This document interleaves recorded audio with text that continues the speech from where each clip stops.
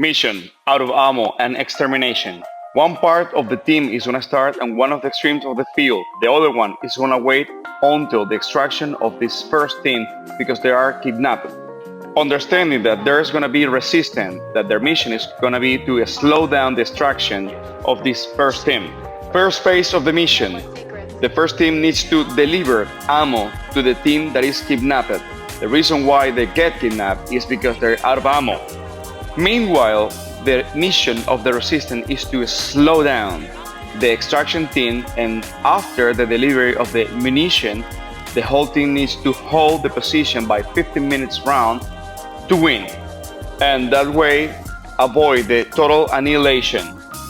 Understand that any operator that used to be kidnapped because out of ammo, now that they have the ammo, they're gonna become active operators and they're gonna proceed to the total annihilation of the resistance.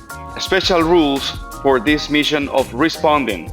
First team of extraction and the ads of the soldiers after the rescuer are gonna have the same respawn as the extraction team. This team is gonna have the traditional rules of respawn. 2 medics per team, kneeling down for a minute. If nobody shows up as a medic, they're gonna go back to respawn.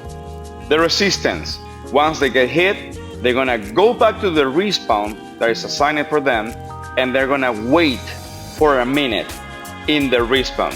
The only way to total full annihilation of the resistance is by having the whole team of resistance waiting in the respawn. In other words, the only way to fulfill the annihilation is by having the whole resistance inside their respawn. Northern wish you a happy surviving.